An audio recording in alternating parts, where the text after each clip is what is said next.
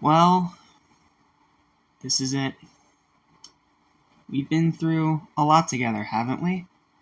A lot of ups, a lot of downs, some great moments, some terrible moments. But we have finally reached the finish line.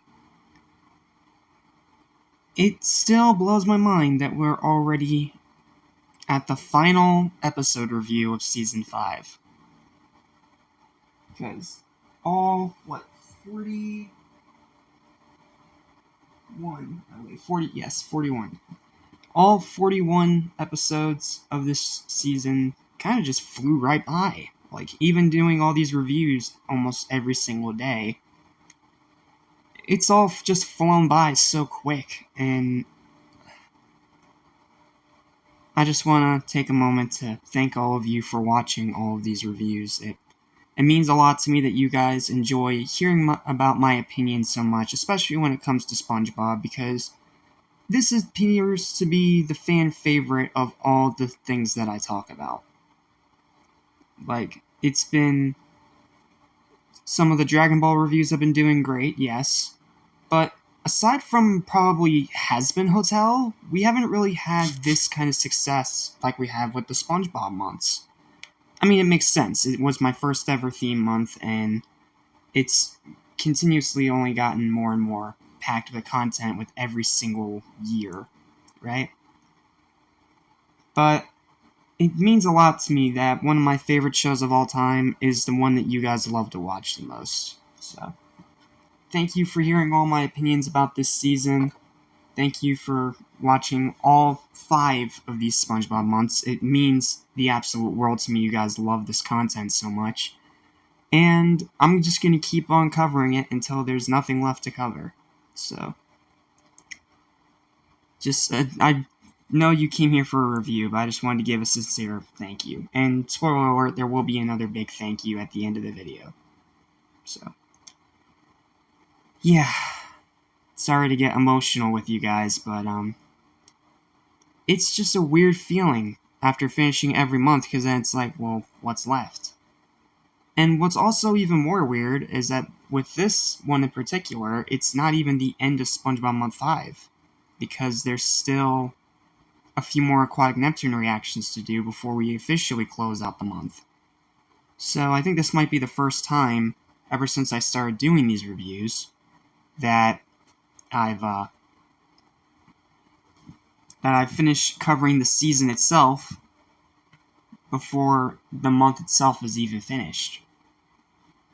So, yeah, it's a weird feeling, but at the same time, I'm kind of glad to be done. So, let's give this one last go, and then, well, we'll just go from there, I suppose. What's up? What's happening? What's going on, buddy? Welcome back to Anime Station. I'm just for anything in animation, including a sponge who lives in a pineapple under the sea. I am your host, Jackson Small. Yes, you heard me correctly. Welcome to the final episode review of SpongeBob Month Chapter 5. It's not the end of the whole entire month, because you still have 4 more Aquatic Neptune reactions coming, but it is the end of our coverage of the season. So, it's a pretty monumental occasion, so I'm going to do my best to give this one the biggest send-off that I can.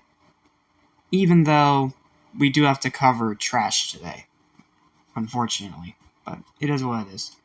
So today's episodes are Band in Bikini Bottom, a absolute horrid piece of trash, and the average Stanley S. SquarePants. You guys know how it works by now.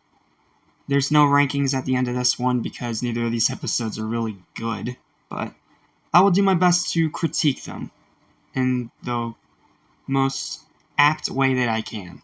So, with all that said, let's get the trash bag out of the way first. It is never fun when you have to talk about a bad episode, especially when it's a bad episode of a show that you love. But that's what we have to do today, because this episode is awful. It is insipid, it is annoying, it is broken, it is stupid, and it is just half-efforted in the most obnoxiously blatant way that you can possibly imagine. First few watches, I thought this episode was meh, but these past two rewatches, I've come to absolutely hate it.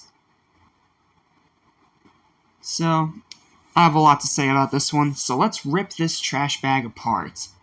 So, in this episode, we have a bunch of old Karens. Yeah, that's what I'm calling them, because their actual name is stupid. Led by Miss Frizzlepuss, one of the stupidest names I've ever heard in the entire show, bans Krabby Patties. So that means that in order to keep business going, Krabs has to sell them in secret. And this goes about just as well as you expect it to. They hire Patrick to be the bodyguard. Yeah, that's already a bad sign. 2, they have it at SpongeBob's house. Very stupid. And then, strike 3, they put a giant sign right over the door when it's supposed to be secret. Like, come on. Are you even trying? Was this episode even given any effort, or is this one was just rushed out the door? Like, the first few times I watched it, I thought it came from Season 7. But no, it comes from Season 5. But it feels like an episode that belongs in Season 7 because it sucks that hard. Oh, and let's shoehorn Plankton in for no other reason than we need to keep the plot going forwards. So, have him call the cops, and that's it. After that, he disappears from the episode entirely. Stupid. And if that wasn't already bad enough, we get one of the worst, most ear-grating, awful songs that the entire show has ever spat out.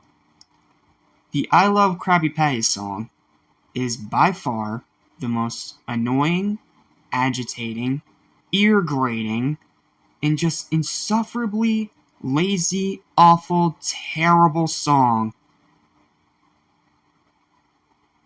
that you can even possibly imagine. And for 2 reasons, to save your eardrums and to prevent copyright, I will not play it for you. You can thank me later. Point is, that song's trash. Just absolute trash. And considering how good the songs of this show usually are, that's unacceptable. So, is there any good moments in the episode? Well, yeah, there's one. As stupid as it is, I do like the idea of having to sell patties in secret after they become banned. Like, that is a really cool idea, because it's, like, in a way, hearkening back to the old days of, like, prohibition with alcohol and the way that it was illegal back then. But doing it in a way where it's subtle enough that kids won't get it, but adults will be like, oh, okay, that's kind of neat, actually. That's pretty much the feeling I get from watching this. I get, oh, it's a cool concept. But that's pretty much all the episode has. Outside of that, it is annoying, aggravating, agitating, flanderization to the most horrendous degree imaginable, and the ending is one of the most rushed and half-assed things I think I have ever seen in my life. Unfunny, nothing but straight cringe. It took a great concept and threw it down the toilet in favor of a terrible song and some of the most abysmal writing of the entire season. And because of that, final verdict of this absolute abomination of an episode is a 2 out of 10. Complete and utter trash, and easily one of the worst episodes of the entire season. So, long story short, screw this episode. Okay, that's it. Now let's get the final episode of the season out of the way. That's way better than this, but still not good. But, hey, I'll take what I can get. Let's talk about Stanley S. SquarePants. This episode's always been kind of fascinating to me, because it takes something that I was talking about when I was talking about the Blackjack episode, about how I like meeting more members of SpongeBob's family, and it does it in a way that's unique, but very mid-season SpongeBob. What do I mean by that? Well, It's another example of taking a really cool idea and doing pretty much nothing with it outside of filler. But unlike with Band of Bikini Bottom, it's not trash, but it's still not good. So, what's the premise of this episode? Well, Uncle Sherm, SpongeBob's uncle, sends his cousin Stanley up to live with him because he can't take being around him anymore. So, SpongeBob, being the nice sponge that he is, tries to help Stanley get used to his new surroundings. Problem is that everything that Stanley touches either breaks or explodes immediately. Like television, toilet, even refrigerators. So,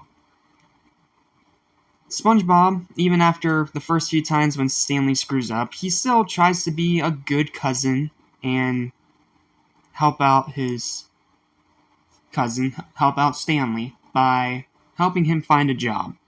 So first they try going over to Squidward. That's my first highlight of the episode, because SpongeBob tries to ask Squidward for help, and immediately Squidward runs away and literally moves out in the fraction of a second. I'm not gonna lie, that got a good laugh out of me. So then they move on to Sandy, and he thinks that Sandy could teach Stanley how to be a scientist. And it's all going pretty good so far until Stanley trips on a pebble and rips open Sandy's suit, which sends her up into the sky. Yeah, forced. So then they try Patrick, and Patrick tries to teach him how to do nothing. But Stanley can't even do nothing because he finds it so boring. Not to mention he has, from what I can tell from what the episode implies, he does have ADHD, so he can't really sit still for very long or he's going to get very antsy. Trust me, I can understand how he feels because I also have ADHD, so I can understand that need to be up and moving around or doing something aside from just sitting in silence. So I relate a lot to Stanley here, so I'm not going to be mad at him. But when that doesn't work, then SpongeBob takes him to his work to see if maybe he can get a job, especially now that Squidward moved away. So Stanley gets Squidward's spot, and it doesn't go very well. First he sets the cash register on fire, then he starts taking pictures with his first customer. Weird. And then SpongeBob has to keep covering for him. But the breaking point comes when Stanley breaks SpongeBob's spatula. This is when SpongeBob snaps and tells Mr. Krabs the truth. And then Stanley starts to cry and run away. Yeah, more crying. That's exactly what we need in SpongeBob. Good grief. But Mr. Krabs decided to come up with an ingenious plan. Seeing what Stanley can do, he knows exactly where to send him. So, he does fire Stanley from the Krusty Krab, of course, but he then recommends Stanley to Plankton to work at the Chum Bucket. You can see where this is going. Not only a few seconds after he walks into the door, the whole Chum Bucket immediately blows up. Like, is it a little random? Yes. But is it funny? Yes. Because it is legitimately funny. Because, yes, Plankton is kind of just shoehorned in there as a final gag of the episode, but unlike with Band of Bikini Bottom where it was outright agitating and frustrating, here it's actually funny, because it's just the very end of the episode and it's one last little gag. And it doesn't really affect the plot, per se. And it's nice to see Stanley get a decent ending. So, yeah, that's pretty much it for the episode. I guess the only other thing I could talk about is Teen Squidward and the DuckTales reference with Krabs' three nephews. Those moments were pretty good too, but I don't think they were really highlight worthy. So, yeah, that's pretty much Stanley S. SquarePants. It's a very self-explanatory episode where we get to meet another one of SpongeBob's relatives, but it's not nearly as great as Blackjack was. And considering Blackjack was only, pretty good when I reviewed it, yeah, that's not a good sign. The episode itself isn't bad, though, because I do think it tries to do some interesting things with this concept, and I do think that some of the ideas they come up with to try to get Stanley a job is really, really cool. So, yeah, no hatred for me for this episode. It has some annoying moments, and SpongeBob, whenever he snaps, as understandable as it is, does act like a brat.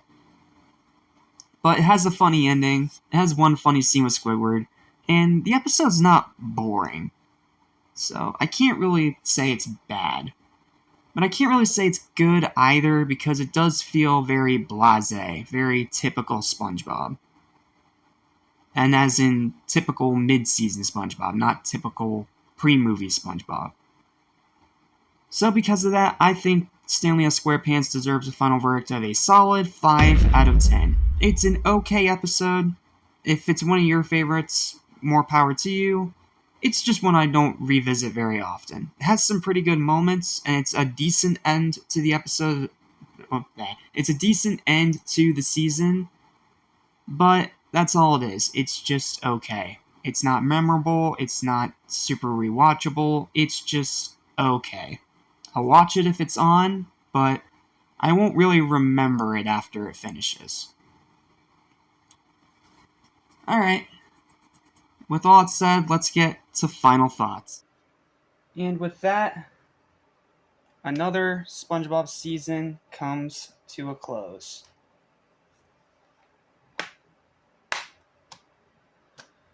Well, alright, it's been, right? We've been through so much in these 41 episodes of this season. Through some good, some bad, a lot of average. But overall, like I said at the very beginning of this entire marathon, I would not call this season bad. Season 5 is not bad.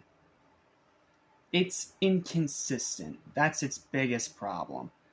Because it has some really terrible garbage episodes in there, but when they actually try and there's legitimate creativity, you get some really memorable, enjoyable episodes like Friend or Foe, Pests of the West, Crabs a la Mode. There are episodes in this season that I will gladly go back to and rewatch anytime. And I'll still enjoy them just as much as I've pretty much always enjoyed them. Now, yes, sure, a lot of this season was mediocrity. And it was definitely a huge downfall compared to the very high praise I gave to Season 4. But even with all that said, I still would not call Season 5 bad. It's just okay. It's an average season. Because it all averages out to a 20 to 21 ratio. 20 good episodes, 21 bad episodes. And that's more of a generalization. Because, honestly, out of all 41 episodes of this season, only 11 of them are bad. Only 11 of them are legit bad. But then you have that even split down the middle with 10 good episodes and 10 episodes that are very, very average. And then you have 10 episodes that I would consider great. But there lies the problem.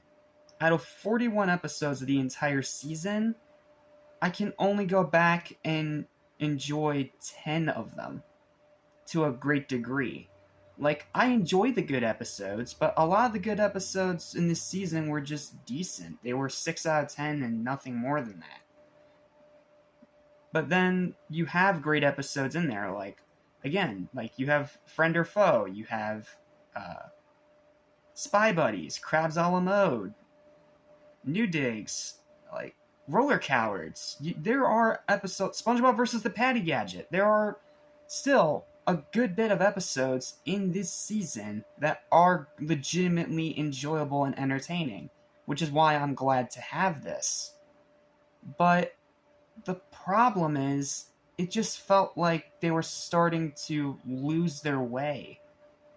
Because, yeah, Season 4 was admirably strong, but for some reason Season 5 is when things just started to shift in the wrong direction.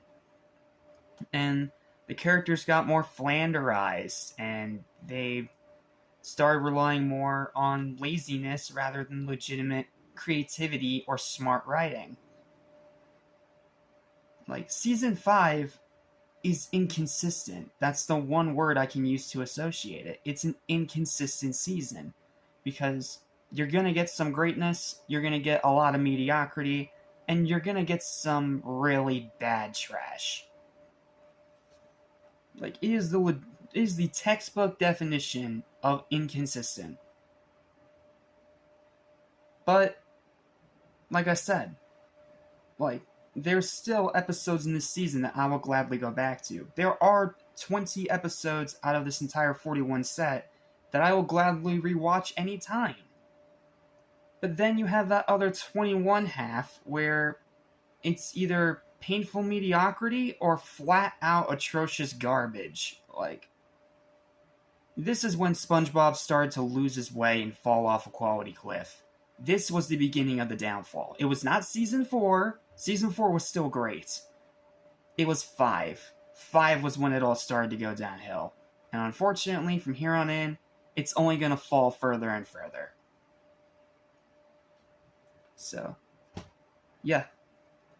But even with the inconsistent quality of this season, I'm still happy to say that I still love SpongeBob. Like, this is a series that means a lot to me. And I still have very fond memories of it, and those great episodes I'm always going to love and I'm always going to cherish.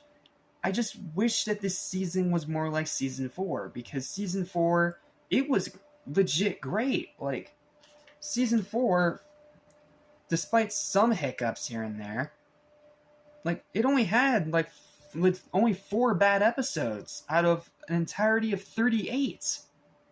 Like, that's impressive. Not to mention it was the first season to come out after the first movie and after most of the original team jumped ship. But then with season 5, it just felt like either there was a big shift and there was a lot more corporate influence, or they just started running out of ideas, which is understandable. This show's been running for so long. Over, what, 20 years? Not 20 years. Like, over... No, actually, it is over 20 years. So, when a show's running that long, it's amazing to reach that achievement, absolutely. But, problem is, you drag it out, and you're gonna run out of ideas, and you're gonna get bad episodes like this. But I will always love SpongeBob, because even in his worst times, he still gives some quality. He still gives some legitimately great episodes that I enjoy going back to. Yes, I do not like seasons 5 through 8 of SpongeBob, but there's still legitimately great moments in there. Like, heck, I gave 3 perfect scores in this season. Friend or Foe, Spy Buddies, and Krabs a la Mode. Those are amazing episodes that go up there with some of the best of the entire series. So, yeah, in conclusion, Season 5 is not bad. It's just inconsistent. If I had to give the whole season a rating, I'd say it's a 5 out of 10 season. It's average. It's just okay. And, again, its problem is consistency. But, with all that said, that is going to wrap up our coverage of Season 5 of SpongeBob. And, again, it is crazy that we're already at the end of this, but I want to thank you all so much for watching all of these reviews. It really means a lot to me. You guys enjoy hearing my opinion so much, and it warms my heart to see that even though we're entering the dark era of this franchise, you guys are still really enjoying all the content I'm making for you. Like, your love and support is why I do what I do. So, yep. I mean, the downfall is going to continue for SpongeBob, but I can only hope that you guys continue to enjoy the content. So, thank you guys so much for watching. Please don't forget to like, share, and subscribe for more videos like this almost every single day. And yep, we have another SpongeBob month, right? Next year, you're thinking. Well, I'm gonna give you guys a little surprise and probably give myself a little bit of extra work. Because, see, since this is still an ongoing series, there's still more seasons being made as we speak. And heck, there's 2 spin-off shows now, which makes it even harder to keep up with everything. But, that does not mean I'm going to stop trying. So, I am going to have to start putting more work in to get all caught up and cover everything with SpongeBob. But trust me when I tell you that it will be worth it. So, I'm pleased to announce that starting with this year, you're getting not 1, but 2 SpongeBob months a year from now on. So, what we just did is cover Season 5, and in September, we're going to tackle Season 6, what many people consider the true big downfall of the series. It started with 5, but 6 was the big swing backwards. So, it's going to be a little rough for me because it's more mid-season SpongeBob, but it's going to be fun for you because you guys are going to get to hear all my thoughts on all 47 episodes of this season. Yeah, it's even longer than the last one. So, yep, September of 2024 is SpongeBob Month Season 6. In other words, SpongeBob Month, Chapter 6, Dark Ages, Act 2. It's a mouthful of a title, I know, but that is the full title. So, but for now, we're done with SpongeBob. So, thank you guys so much for watching all of these reviews. Look forward to more reviews soon. Look forward to our coverage of Season 6 in September of this year, which is only 3 months away. So, only 3 months from now, we'll be covering this show again. So, yep. Thank you guys so much for watching all these reviews. Again, it means a lot to me. And let me know your thoughts and opinions on everything that I've done down below. Like, feel free to leave feedback. Let me know if I'm being too harsh or if I need to maybe be a little more constructive with my criticism. I love hearing your guys' feedback. And also, of course, leave your thoughts on the episodes reviewed if you so desire. But that's it. So, thank you all for watching, and until we meet again, stay spongy, my goofy goobers. Peace. We